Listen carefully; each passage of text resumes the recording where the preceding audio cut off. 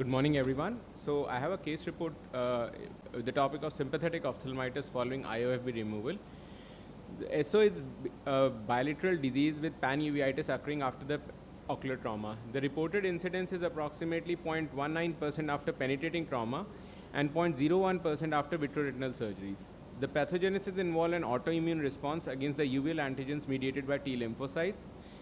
SO typically presents weeks to months after inciting event with decreased vision, photophobia, and redness. Usually it takes 2 weeks to 3 months to come.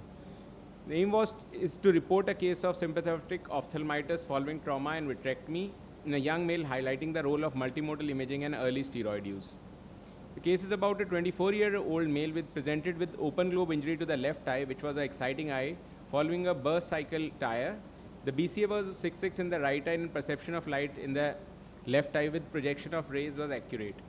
On examination, the anterior chamber had an hyphema of 5 mm with corneoscleral racillation with uveal prolapse and IOP of 7 mm. And B scan was suggestive of high refractive echos at the posterior pole, which was suggestive of RD but inconclusive of any intraocular foreign body. So we repaired the trauma with the patient underwent basically a 10-0 corneoscleral repair with a 10-0 nylon sutures and followed by a 25 gauge PPV, endolaser, and PFCL. In the intraoperative findings, we had scleral tear with vitreous incarceration, iridodialysis, and a maculochoroidal rupture were noted. Metallic foreign body particles were removed during the scleral repair, but no IOFB was noted per se. On the follow-ups, 2 months, removal of loose corneal sutures were done, and AC was well formed with visible choroidal scar at the macula. But what happened in the right eye was there was circumcorneal congestions with cells 2+ and vitritis. That was the eye which was actually ignored, but patient came up saying that my right has a reduced vision.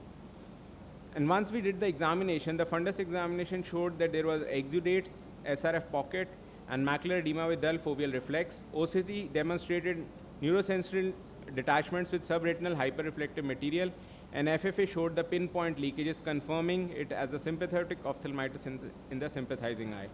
We started the patient on straight away with IV MP 1 gram per day for 3 days, followed along with topical prednisolone, napafinac, and home atropine.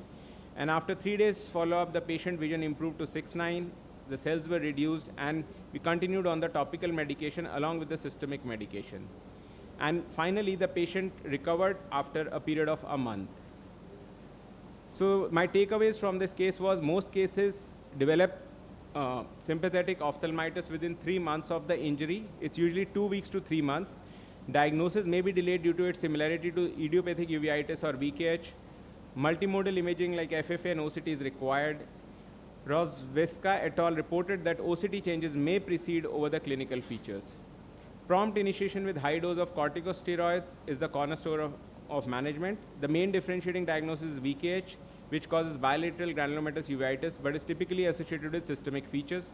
Ton et al. Noted a recurrence in 71% of cases in a series of 130, underscoring the need of a long-term monitoring, maybe till 8 months to 1 year. Recurrent or refractory cases or maybe steroid-sparing immunosuppressants may be required in a long term. Thank you.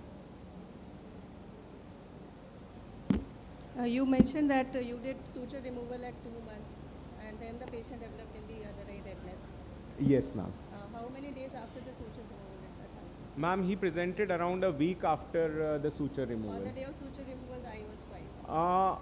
Maybe it was quiet, but my more focus was on the suture removal, and he was slightly experiencing a decreased vision in the right eye, but that went unnoticed on the very first visit of the suture removal. So maybe he might be having some inflammation. Correct, yeah. And did you give oral steroid at the time of initial trauma?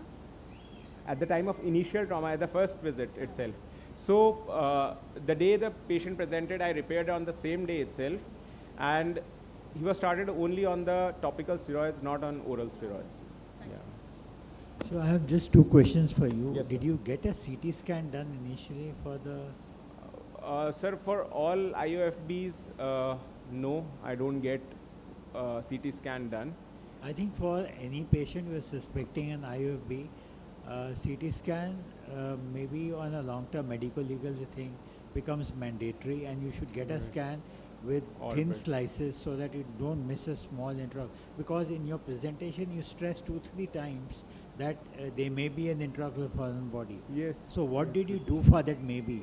You should ideally do a CT scan to make sure that there is no MRI, because you can displace Yeah, a that metallic. is correct. You should get a CT scan done. And second, is the patient still on a follow-up? Yes, sir. So he- that is important, because even though you have treated, this patient can have Can- yeah, yeah. recurrences. So you must keep the patient for He's that. on continuous follow-ups. Thank you.